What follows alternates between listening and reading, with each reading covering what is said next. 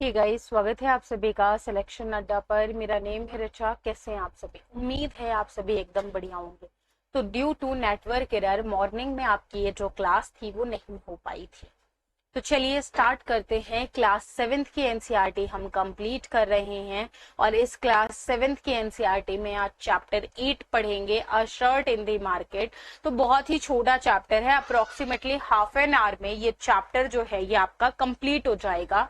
तो इसमें क्या स्टोरी है, किस तरीके से हम पढ़ेंगे, तो बेसिकली ये जो चैप्टर है ये चैप्टर एक कमीज की कहानी बताता है, यानी कि एक शर्ट की स्टोरी बताता है कि शर्ट की स्टोरी कैसे चलती है कॉटन प्रोडक्शन से लेकर उसके शर्ट बनने तक, और शर्ट बनने के बाद जो है वो बिकने तक किस तरीके से जो है ये शर्ट बेची जाती है, किस तरीके से सारा का सारा सिस्टम चलता है, मार्केट की चेन किस तरीके से चलती है, खरीदने और कपड़े जोड़ने की जो प्रक्रिया होती है वो कैसे जोड़ी जाती है, ये सारी की सारी चीजें जो है वो इसमें पढ़ना है। क्या हर एक पर्सन जो इसमें इंक्लूडेड होता है उसको बराबर ही लाभ मिलता है या दूसरों को जो है वो ज्यादा लाभ मिलता है, यही सब जानने का जो है इस चैप्टर के अंतर्गत हम प्रयास करेंगे।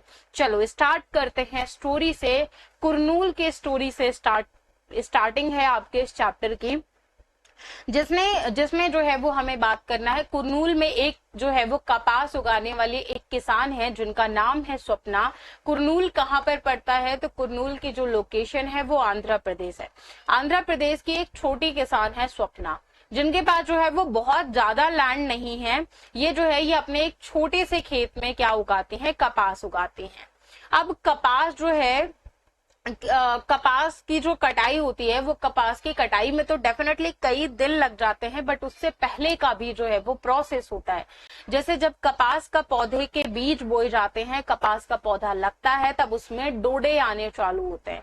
डोडे जो है वो ग्रीन ग्रीन आपने गोले टाइप देखा होगा। वो गोले जो है ये पहले खुले हुए नहीं रहते। यहाँ पे ये जो आप कॉटन देख रहे हो ना, ये कॉटन निकलने से पहले यहाँ पे डोडे थे। ग्रीन कलर का इस टाइप का स्ट्रक्चर होता है। ये जो है ये ओपन नहीं होता है, ये बंद होता है। फिर धीरे धीरे पकना स्टार्ट होता है तो ये ब्लैक होना चालू होता है, और पूरा का पूरा जब ब्लैक हो जाता है तो ये खुलना चालू होता है, और जब खुलना चालू होता है तो इस तरीके से यहाँ से फिर जो है वो आपकी कॉटन निकलती है। इस तरीके से ये प्रोसेस जो है वो चलता है।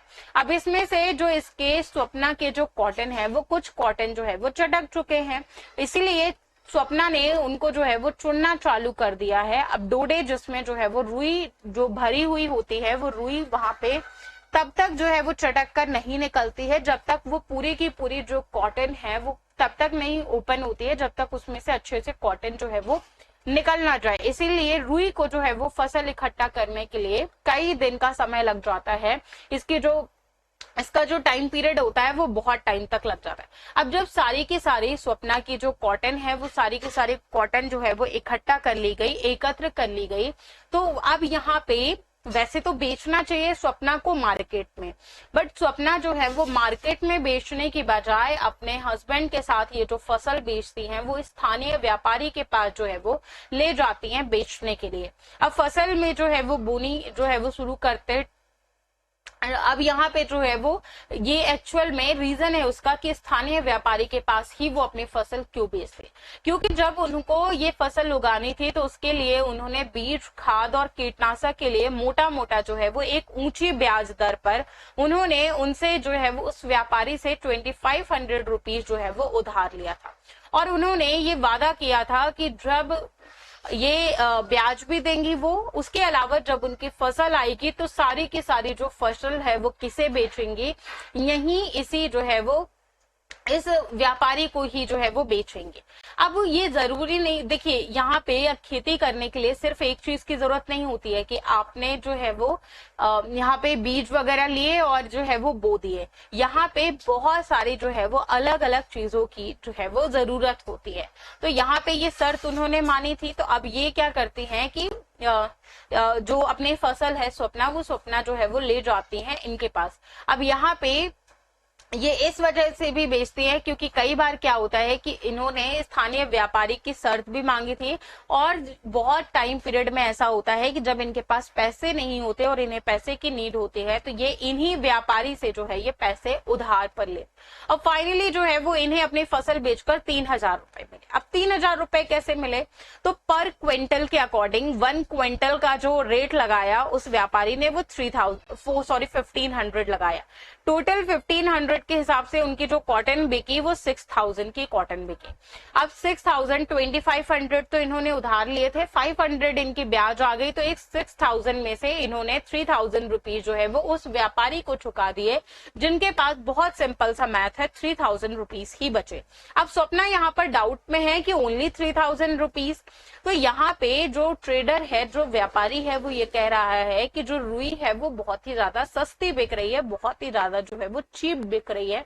क्यों? क्योंकि मार्केट में जो है वो और भी रुई आ चुकी है, और भी ज्यादा जो है वो कॉटन आ चुके हैं। इस साल कॉटन की जो खेती है वो थोड़ी ठीक ठाक हुई है कि और भी ज्यादा जो है वो कॉटन आ चुके।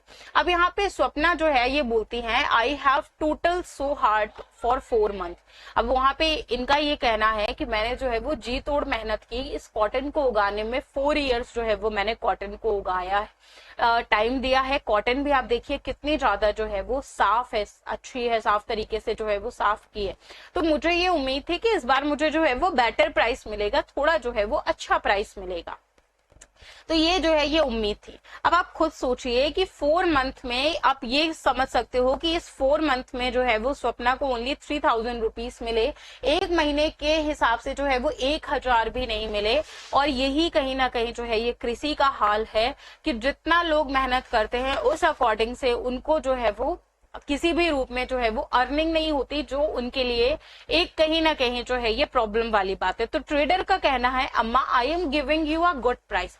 उसका कहना है कि मैं जो है वो आपको बहुत अच्छी कीमत दे रहा हूँ, दूसरे जो व्यापारी है वो आपको इतना भी नहीं देंगे। अगर आपको बिलीव नहीं है तो आप क्या करो, कुरनूल के मार्केट में जो है वो पता कर लो। अब कुरनूल का मार्केट कहाँ पे है, तो कुरनूल का मार्केट जो है वो आंध्र प्रदेश में है। आंध्र प्रदेश की स्टोरी जो है वो हम देख रहे हैं।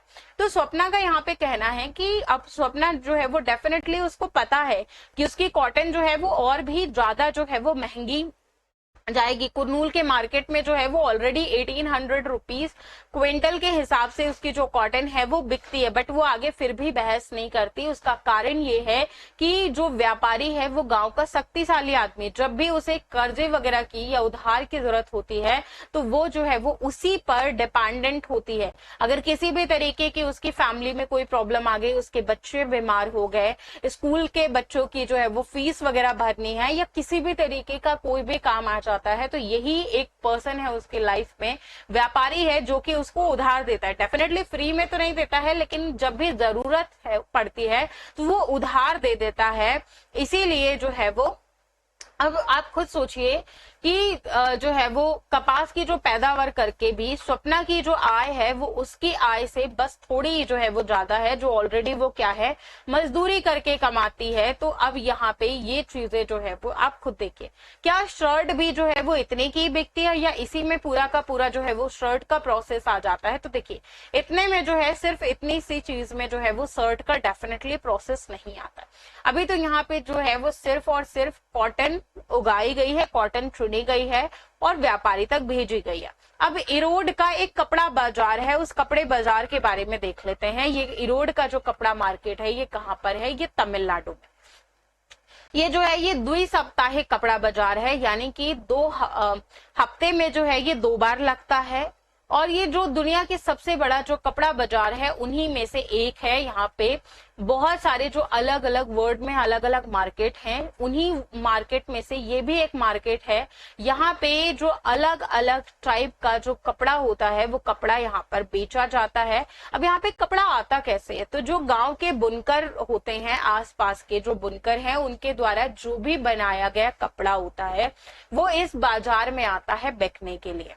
बाजार में के पास जो है वो कपड़ा व्यापारियों के अलग अलग जो है वो कार्यालय हैं, जो कि कपड़े की खरीदारी करते हैं। और ये जो है ये दक्षिण भारत के शहरों में भी पहुंचाते हैं। साथ ही साथ और भी व्यापारी आते हैं जो यहाँ से कपड़ा वगैरह जो है वो खरीद करके लेके जाते हैं।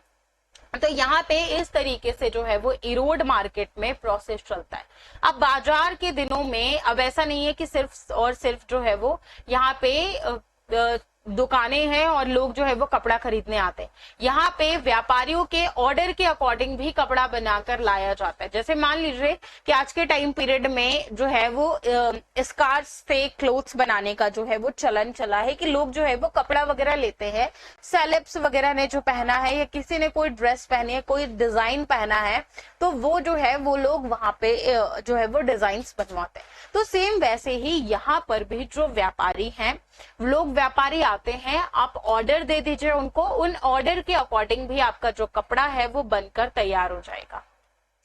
यहाँ पर सिर्फ देश के लोगों के लिए ही ये लोग कपड़ा नहीं बनाते, विदेशों के देश भर में जो है वो देश विदेश दोनों में जो है ये कपड़ा उपलब्ध करवाते हैं। ये स्टार्टिंग में जो सूत होता है वो सूत खरीदते हैं, फिर जो उनके बुनकर होते हैं, जो इनके वीवर्स होते हैं, उनको ये गाइडलाइंस देते हैं कि इस तरीके से जो है वो आपको कपड़ा तैयार करना है, किस तरीके से जो है वो कपड़ा तैयार करना है, क्या प्रोसेस होगा, वो सारा का सारा जो है वो यहाँ पे चलता है।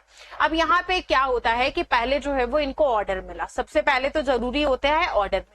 अब इनको जो है जो भी ऑर्डर मिला उसके अकॉर्डिंग, अब कोई एक पर्सन, अगर मान लो कि ज्यादा ऑर्डर मिले हैं तो कोई एक पर्सन तो उस ऑर्डर को कंप्लीट नहीं कर सकता, उसके लिए जो है वो अलग अलग लोगों की आवश्यकता होती है। तो वो जो काम होता है वो बुनकरों के बीच में जो है वो काम बांट दिया जाता है, डिवाइड कर दिया जाता है। व्यापारी जो होते हैं जिनको काम मिलता है वो डिवाइड कर देते हैं। कुछ जो है वो लोग सूत काटने का काम करते हैं, कुछ लोग जो है वो यहाँ पे जो है वो व्यवस्था चलाते हैं। अब यहाँ पे जो है वो एक व्यवस्था भी चलती है, दादन व्यवस्था या फिर पुटिंग आउट प्रणाली आप कह सकते हो, पुटिंग आउट सिस्टम या फिर दादन व्यवस्था। यहाँ पे बुनकरों के द्वारा जो है वो कपड़े घर में ही तैयार किए जाते हैं। और किस तरीके से, तो यहाँ पे इस व्यवस्था में बेसिकली होता क्या है कि बुनकरों को जो है वो सूत की खरीद पर अपना पैसा नहीं खर्च करना पड़ता है, इनको जो है वो पेमेंट वगैरह सारा का सारा मिलता है। और यहाँ पे जो बुनकर जो वीवर्स होते हैं उनको इस चीज की कोई टेंशन नहीं है, कपड़ा बिकेगा कपड़ा नहीं बिकेगा, तो उनको जो है वो बुनकरों को तैयार कपड़ा बेचने के बारे में नहीं सोचना पड़ता है। यहाँ पे इनका जो काम होता है वो सिर्फ और सिर्फ कपड़ा बनाने का काम होता है। इनको ये बताया जाता है कि कौन सा कपड़ा जो है वो कैसे बनाना है, कितना बनाना है, यही जो है ये बेसिकली इनको बताया जाता है। यहाँ पे जो कच्चा माल होता है वो कच्चा माल इनको दे दिया जाता है। कच्चा माल को प्राप्त करने और तैयार माल की बिक्री के लिए जो है, अब यहाँ पे कौन आता है, ट्रेडर्स आते हैं, व्यापारी आते हैं। अब यहाँ पे अलग अलग लोग जो है वो अपना मार्केट डिसाइड कर लेते हैं। अब यहाँ पे इनके द्वारा जो है ये कपड़ा बना दिया गया, बुनकरों का काम जो है वो समाप्त हो गया। अब ये जो ट्रेडर्स होते हैं ये अलग अलग जगह से ऑर्डर्स लेकर आते हैं, इनसे जो है वो जो भी उन्होंने ऑर्डर दिया है, काम वगैरह करवाया है, इनको पेमेंट किया। और ये अब बुनकरों के पास जो है यहाँ पे इन्होंने कितना काम किया, वो इनसे कितना रुपीस, अगर मान लो कि यहाँ पे जो है वो इनसे 30 रुपीस का वर्क किया जा रहा है और उसको आगे जो व्यापारी है वो 80 रुपीस में पे किया कर रहा है, तो ये ऐसे इनके पास कोई भी ऐसे सोर्सेस नहीं है कि वो कपड़ा जो है वो कितने का बना रहे हैं और जाकर उसको कितने का बेचा जाएगा। तो यहाँ पे देखो जो शोषण होता है ना, वो शोषण जनरली जो है वो गरीब का ही देखने को मिलता है। स्वप्ना का जो लाइफ स्टाइल आप देख रहे हो, वो लाइफ स्टाइल आप देख रहे हो कि यहाँ पे जो भी उसने कॉटन वगैरह वो किया, उसका भी उसको कुछ खास अमाउंट नहीं मिला। उसके अलावा जो वो मजदूरी करके कमाती है उसका भी उसको जो है वो कुछ खास पेमेंट जो है वो नहीं मिलता। देन बुनकरों की बारी आती है, तो यहाँ पे इनको कुछ फिक्स्ड अमाउंट में तय कर लिया जाता है कि आपको इतना अमाउंट दिया जाएगा, फिर उसमें जितना भी कोई भी पर्सन जो है वो जितना भी फायदा कमा ले, इससे जो है वो कुछ भी फर्क नहीं पड़ता। कपड़ा बाजार में व्यापारी जो है वो कपड़ा कितने का बेच रहा है, कारखानों को पहनने वाले जो वस्त्र हैं, जो भी लोग बना रहे हैं, वो कितने का बेचा जा रहा है, ये इनको बिल्कुल भी जो बुनकर जो वेवर्स होते हैं, इन वेवर्स के पास ये जो है वो आइडिया नहीं होता है। जो बुनकर होते हैं, अब बुनकर जो है वो यहाँ पे इनको किस चीज की जरूरत होती है, सिर्फ और सिर्फ इन बुनकरों को करधे की जरूरत होती है, क्योंकि ये जो करधा होता है, ये करधा डेफिनेटली इनको नहीं मिलता है। करधा जो है वो इनको अपने टूल्स वगैरह तो खुद के ही रखने पड़ते हैं। तो यहाँ पे बुनकरों के लिए जो प्रॉब्लम आती है वो ये आती है कि इनको पहले जो है वो बहुत ही ज्यादा सेविंग्स करनी पड़ती है, या फिर इनको कहीं ना कहीं से लोन लेना पड़ता है। लोन जनरली ऐसे ही बैंक में लोन जो है वो नहीं मिल पाता है, तो अब इनको किसके पास जाना पड़ता है? या तो व्यापारी या जो जमींदार होते हैं उनके पास जाना पड़ता है। ये पहले जो है वो हाई अमाउंट में जो है वो लोन लेते हैं और फिर जो है वो काम करना चालू करते हैं। तो एक करधे का मूल्य जो है वो लगभग यहाँ पे कितना ज्यादा आना चालू होता है, लगभग जो है वो 20,000। और जो छोटे बुनकर होते हैं जिनको अगर 2 करधे भी वो खरीद लेते हैं, यानी वीविंग मशीन खरीद लेते हैं, तो वो जो है वो अप्रोक्सीमेटली 40,000 की जो है वो पड़ती है। अब डेफिनेटली आपको यहाँ पे लग रहा होगा 30 या 40,000 का अमाउंट जो है वो कम है, बट ये अमाउंट जो है जिसके पास किसी भी तरीके के कोई सोर्सेस नहीं है, अर्निंग नहीं है, वो डेफिनेटली उसके लिए जो है ये डिफिकल्ट बात है। अब ये करधों पर जो है वो डेफिनेटली जो है वो काम वगैरह करते हैं। अब यहाँ पे दूसरे मेंबर्स भी उनके काम करते हैं। ये लोग 12-12 घंटे तक जो है वो काम करते हैं और उन 12-12 घंटों तक काम करने के बाद मंथली बेसिस पे 3,000 या फिर 3,500 के अप्रोक्सीमेटली रुपीस ही कमा पाते। अब आप मुझे ये खुद सोचो कि 12 घंटे का पेमेंट जो है वो आपको 3,000 जो है या 4,000 के बीच में मिल रहा है, तो डेफिनेटली ये भी जो है ये जस्टिफाइड नहीं है। ये भी जो है ये कहीं ना कहीं एक तरीके से इनको भी जो है वो नुकसान ही हो रहा है। अब व्यापारी और बुनकर के बीच में एक व्यवस्था चलती है, वही जो है जिसके मैंने बारे में बताया, पुटिंग आउट सिस्टम, दादन व्यवस्था के बारे में, जहां पे जो व्यापारी होता है वो कच्चा माल देता है और उसे क्या मिलता है? बदले में जो है वो तैयार माल मिल जाता है। भारत में ऐसे बहुत सारे एरियाज वगैरह हैं जहां पे ये व्यवस्थाएं जो हैं ये प्रचलित हैं। ये व्यवस्थाएं कहीं ना कहीं जो है वो, अब यहाँ पे जो इरोड के व्यापारी होते हैं, वो इरोड के व्यापारियों के पास जो है वो सिर्फ एक ही जगह जो है वो काम नहीं होता है, इनके पास जो है वो बहुत अलग अलग जगह जो है वो काम होता है। जैसे दूसरी तरफ जो है वो बुनकरों के कुछ जो है वो नुकसान भी होते हैं, जैसे कि क्या? कच्चे माल और बाजार पर जो निर्भरता होती है वो व्यापारियों को और भी ज्यादा शक्तिशाली बना देती है, क्योंकि ये कहीं ना कहीं जो बुनकर जो वीवर्स होते हैं ये इन पर जो है वो डिपेंडेंट होते हैं। यहाँ पे अब आप खुद सोचिए कि जब आप जो है वो डेफिनेटली किसी पर डिपेंडेंट, हर कोई जो है वो किसी ना किसी पर डिपेंडेंट होता है, बट हर किसी की अपनी जो है वो एक इंडिविजुअल रिस्पेक्ट होती है। अगर आप टोटली किसी पर डिपेंडेंट हो जाते हैं तो वो डेफिनेटली जो अदर पर्सन है वो अपने आप ही जो है वो शक्तिशाली हो जाता है। उसके अलावा कपड़ा बनाने के लिए बुनकरों को बहुत कम भुगतान किया जाता है। आप खुद यही सोचिए कि मंथली बेसिस पे 3,500 रुपीज पे किया जा रहा है, वो भी 12 आवर्स काम लेके 12 से 14 घंटे, 10 से 12 घंटे किसी व्यक्ति से जो है वो काम लिया जा रहा है और इस बेसिस पे उनको पे किया जा रहा है, जो कि कहीं ना कहीं एक बहुत ही प्रॉब्लम वाली चीज है।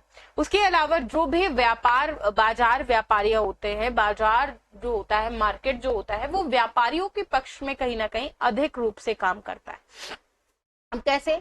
व्यापारियों और बुनकरों के बीच में डेफिनेटली ये एक पुटिंग आउट व्यवस्था है, जिसके तहत व्यापारी जो है वो कच्चे माल की आपूर्ति करता है और तैयार उत्पाद जो है वो डेफिनेटली प्राप्त करता है। बट यहाँ पे कैसे? अब यहाँ पे जो ज्यादा फायदा होता है वो ज्यादा फायदा किसको होता है? जो व्यापारी होते हैं, वो व्यापारी जो बुनकर जो वेवर होते हैं उनके द्वारा उत्पादित सूती के कपड़े को कपड़ा निर्यात तक जो कारखाने होते हैं उनमें आपूर्ति करता है। जिनको जितने जो है वो ऑर्डर चाहिए, मान लो कि किसी सेम डिजाइन के किसी को 200 ऑर्डर्स चाहिए या 200 जो है वो डिजाइन चाहिए, वो उस पर्सन को जो है वो दे दिया जाएगा, ऑर्डर दे दिया कि आपको इतने क्लोथ्स जो है वो बनाने हैं, तो उस तरीके से जो है वो वर्क किया जाएगा। अब जो कपड़ा निर्यात करने वाली जो फैक्ट्रियां वगैरह होती हैं, वो कपड़ा निर्यात करने वाली जो फैक्ट्रियां हैं वो शर्ट बनाने के लिए किसका उपयोग करती हैं? कपड़े का उपयोग करती हैं। जो बड़ी बड़ी जो है वो फैक्ट्री वगैरह होती हैं वो कपड़े का इस्तेमाल करती हैं। अब जो शर्ट है वो विदेशी खरीदारों को यहाँ पे जो है वो पहले जो शर्ट वगैरह है वो शर्ट वगैरह बनाई जाती हैं, फिर यहाँ पे दूसरे जो अदर लोग होते हैं उनको बेच दी जाती है। विदेशी खरीदार जो है वो ज्यादातर कहाँ के? अमेरिका या फिर यूरोप के जो है ये कौन लोग होते हैं? ये जो है ये व्यवसायी लोग होते हैं। ये जो है ये इनका जो है वो एक कहीं ना कहीं आप ये कह सकते हैं दुकानों की एक श्रृंखला चलाते हैं। इनका पूरा का पूरा जो बिजनेस होते हैं, इनका पूरा का पूरा जो है वो एक तरीके से चेन होता है, जो है ये अपनी शर्तों पर सख्ती से व्यापार करते हैं।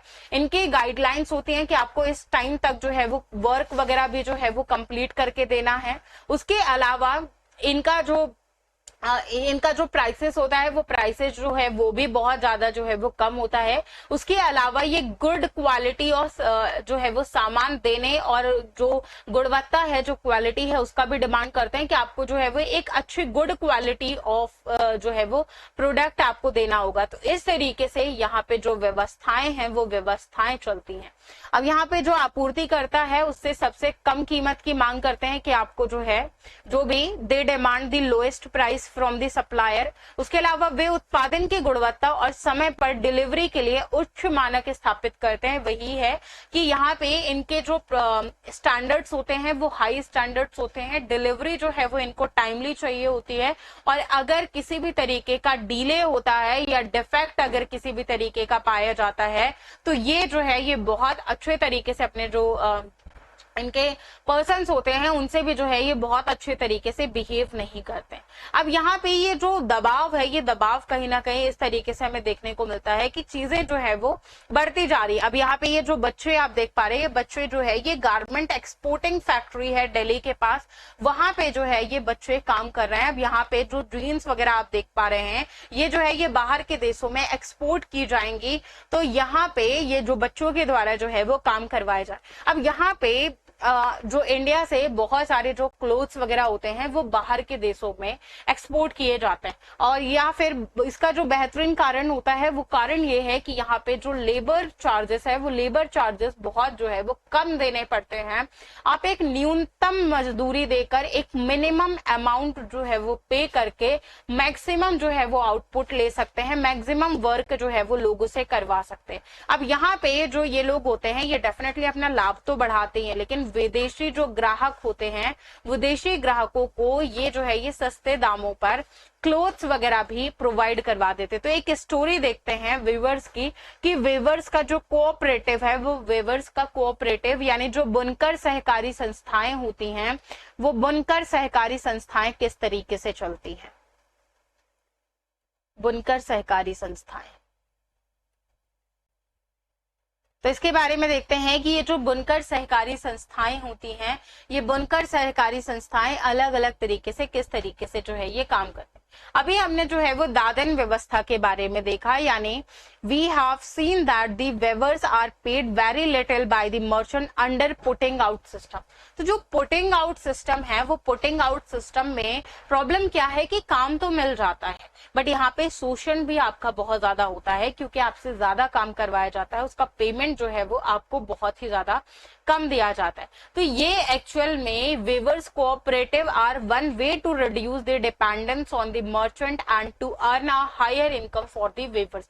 ये एक्चुअल में एक तरीके का सिस्टम ये इस वजह से डिपेंड किया यानी क्रिएट किया गया ताकि जो वेवर्स हैं, जो बुनकर हैं, उनकी व्यापारियों के ऊपर से निर्भरताएं जो है वो कम हो, इनके सोर्सेस भी जो है वो ज्यादा से ज्यादा बढ़े और इनका आमदनी भी बढ़े। यही एक मोटिव है सहकारी व्यवस्था का। जो कोऑपरेटिव वेवर्स कोऑपरेटिव बनाए गए हैं, उनका बेसिकली जो पर्पस है वो यही है। ये जो है ये संस्था वगैरह जो है in a cooperative people with common interest come together, जो इस क्षेत्र में जो है वो काम कर रहे हैं, जिनके हित जो है वो समान है, ये सभी लोग जो है वो इकट्ठा आते हैं, म्यूचुअली जो है वो वर्क करना स्टार्ट करते हैं ताकि ये सभी लोग जो है वो समान रूप से परस्पर जो लाभ है वो लाभ कमा सकें। और यहाँ पे जो बुनकर हैं, जो वेवर्स हैं, उनके लिए एक कोऑपरेटिव वेवर्स कोऑपरेटिव बनाया गया, सहकारी संस्था एक समूह बनाया गया जहां पे सामूहिक रूप से जो गतिविधियां हैं वो सामूहिक रूप से गतिविधियां हो सके, सभी लोग जो है वो इसमें पार्टिसिपेट कर सकें। वे जो है वो सूत व्यापारी से सूत प्राप्त करते हैं और फिर उन्हें क्या करते हैं, जो बुनकर्स होते हैं, उन बुनकर्स में ये चीजें जो है वो डिस्ट्रीब्यूट कर दी जाती हैं। तो ये जो है ये इस तरीके से यहाँ पे वर्क जो है वो चलता है। सहकारी संस्था जो है वो विक्रय का भी काम करती है, बेचने वगैरह का भी काम करती है, और इसी तरीके से यहाँ पे जो मार्केटिंग वगैरह का काम होता है वो मार्केटिंग वगैरह का भी काम किया जाता है। और जो यहाँ पे जो मर्चेंट यहाँ पे बेसिकली जो व्यापारी थे, उन व्यापारियों की जो भूमिका है, वो व्यापारियों की भूमिका यहाँ से समाप्त हो जाती है। तो जो शोषण हो रहा था लोगों का, वो शोषण जो है वो यहाँ से बंद हो जाता है। और जो बुनकर हैं, जो कपड़ा बना रहे हैं, उनको एक फेयर अमाउंट मिलता है। देखिए यहाँ पे अगर किसी भी तरीके का किसी का कोई शोषण ना हो, जिस तरीके से वर्क किया जा रहा है, अगर उसका फेयर अमाउंट मिलता है तो डेफिनेटली कोई प्रॉब्लम नहीं है। लेकिन आप खुद सोचो कि 12 घंटे के जो है वो 3500 रुपीज किसी पर्सन को मिल रहे हैं, पर पर्सन को। यहाँ पे पर डे नहीं मिल रहा है, एक्चुअल में 3500 जो है वो पर पर्सन मिल रहा है, वो भी पर मंथ के बेसिस पे मिल रहा है। तो डेफिनेटली पर मंथ के बेसिस पे ये अमाउंट जो है वो बहुत ही कम होता है। इस तरीके से तो लोगों की लाइफ नहीं चलती है ना। तो यहाँ पे कभी कभी जो है वो गवर्नमेंट के द्वारा जो है वो at times the government help the cooperative by buying clothes from them at a reasonable price. तो कभी कभी जो सरकार है वो उचित मूल्य पर सहकारी जो संस्थाएं, जो वीवर्स कोऑपरेटिव होती हैं, उनसे जो है वो कपड़ा खरीदने में उनकी जो है वो हेल्प करती है। जैसे कि तमिलनाडु में सरकार जो है वो स्कूल में निःशुल्क जो है वो कौन सी योजना चला रही है, एक स्कूल यूनिफॉर्म प्रोग्राम जो है वो यहाँ पे चलाया जा रहा है तमिलनाडु में, जिसमें जो है वो, जिसे हम क्या कहते हैं, गणवेश योजना कहते हैं। इसमें क्या किया जाता है कि सरकार जो है वो इसके लिए पावर लूम जो बुनकर होते हैं, यानी जो वीवर्स कोऑपरेटिव होते हैं, उनसे जो क्लोथ्स होते हैं वो क्लोथ्स जो है वो खरीद लेते हैं। और खरीद करके ये जो है ये जो शॉप्स वगैरह होती हैं, इन्हें कोऑप्टेक्स बोला जाता है, इन दुकानों के माध्यम से बेचती हैं। और ये जो है ये बहुत सारी ऐसी जो है वो शॉप्स वगैरह होती है जिसमें गवर्नमेंट भी जो है वो पार्टिसिपेट कर रही है, गवर्नमेंट भी जो है वो इनमें बेचने वगैरह में, इनके जो क्लोथ्स हैं वो बेचने में हेल्प करे। अब चलो संयुक्त राज्य अमेरिका में वह कमीज, यानी संयुक्त राज्य अमेरिका में एक शर्ट जो है वो किस तरीके से मिलती है क्या, चलो उसका पहले जो है वो एक देखते हैं। इसका जो परचेजिंग रेट था वो 300 का था। स्टोरेज वगैरह में जो खर्चा आ गया, चलो वो 200 रुपए का आ गया। और जो एडवर्टाइजिंग है वो उसमें 400 रुपए का आ गया। तो प्रॉफिट जो है वो 900 रुपीज का जो है वो प्रॉफिट हुआ। अब कैसे प्रॉफिट हुआ, चलो यहाँ पे समझो। संयुक्त राज्य अमेरिका में जो है वो एक बहुत बड़ी सी मान लो कि जो है वो शॉप है, यहाँ पे कई तरीके की अलग अलग शर्ट जो है वो प्रदर्शित की गई है, यानी लगाई गई है। जैसे आप जो है वो कहीं ना कहीं जाते हो मॉल वगैरह में, तो मॉल वगैरह में जो है वो टंगी हुई रहती है शर्ट, आप देखते हो, तो उसमें जो उसकी आप कीमत देख रहे हो, वो कीमत जो है वो कितनी देख रहे हो, 26 जो है वो डॉलर की देख रहे हो। अब 26 डॉलर की, यानी हर एक शर्ट आप मान सकते हो कि अप्रोक्सीमेटली जो है वो 1800 में बेची जाएगी। अब 1800 में जो है वो बेची जाएगी, तो जब 1800 में बेची जा रही है तो इस तरीके से आप लगा सकते हो कि एक पर्सन ने जो से खरीदी गई जो जब वो कमीज, तो अप्रोक्सीमेटली उसने जो है वो 300 रुपीज की एक कमीज बेची। अब कपड़ा और कमीज में लगने वाला जो कच्चा माल है वो आप ये कह सकते हो कि 100 रुपीज पर कमीज के अकॉर्डिंग पड़ा। उसके अलावा जो कामगारों की जो मजदूरी थी वो 25 रुपीज पर कमीज पड़ी। कार्यालय चलाने वगैरह का खर्च भी जो है वो 25 रुपीज हुआ।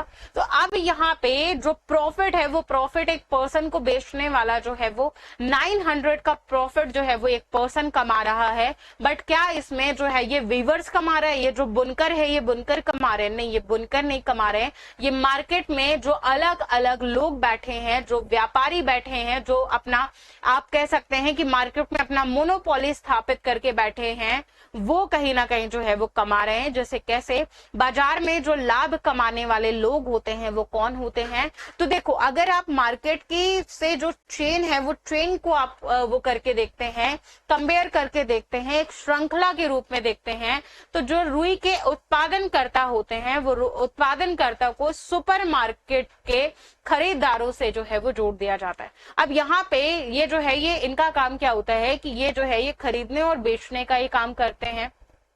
तो यहाँ पे जो जनरली इनका जो प्रॉफिट होता है, ये प्रॉफिट कुछ लोग जो है जो वीवर्स वगैरह होते हैं, जो बुनकर वगैरह होते हैं, उनको ऐसा जो है वो बहुत ज्यादा जो प्रॉफिट होता है वो बहुत ज्यादा प्रॉफिट नहीं मिल पाता है।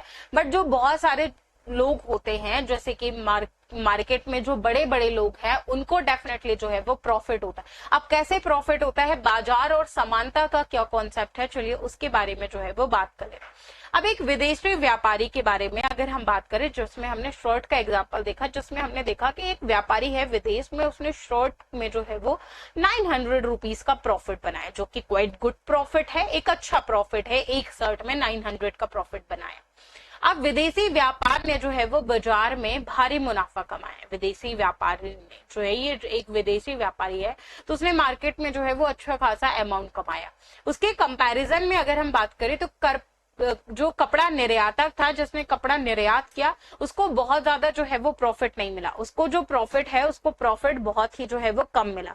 दूसरी तरफ अगर हम देखें तो जो कपड़ा निर्यात करने वाले जो कारखाने थे, कपड़ा निर्यात करने वाले कारखाने में जो श्रमिकों की कमाई होती है वो इतनी कम होती है कि सिर्फ और सिर्फ वो जो अपनी रोजमर्रा की जो जरूरतें होती है, वो रोजमर्रा की सिर्फ और सिर्फ जो है वो जरूरतों को ही पूरा कर सकते हैं। अब जैसे हमने छोटे किसान या फिर इरोड के बुनकरों वगैरह के बारे में देखा, जिसमें उनको उनकी मेहनत का उचित जो है वो अमाउंट नहीं मिला, एक्चुअल में जितना जो है वो मिलना चाहिए था उतना जो है वो नहीं मिला। तो एक्चुअल में ये जो अमाउंट कमाने वाले लोग होते हैं, ये बुनकरों की तुलना में व्यापारी या जो होते हैं वो बहुत ही ज्यादा अमाउंट कमा लेते हैं।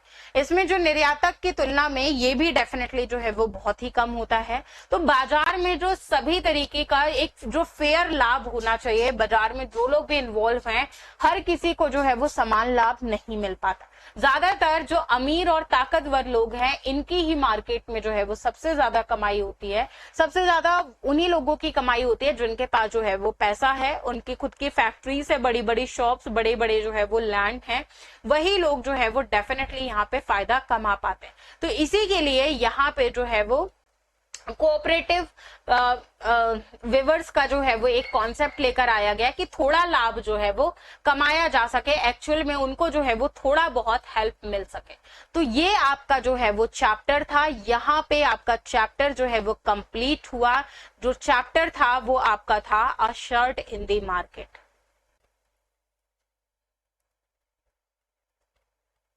तो एक शर्ट जो है वो मार्केट में किस तरीके से बनती है, किस तरीके से बिकती है, पूरी स्टोरी क्या है, ये चैप्टर में आप आज के हमने समझने का जो है वो प्रयास किया। आज की क्लास को यहीं तक रखते हैं। Thank you so much, bye bye.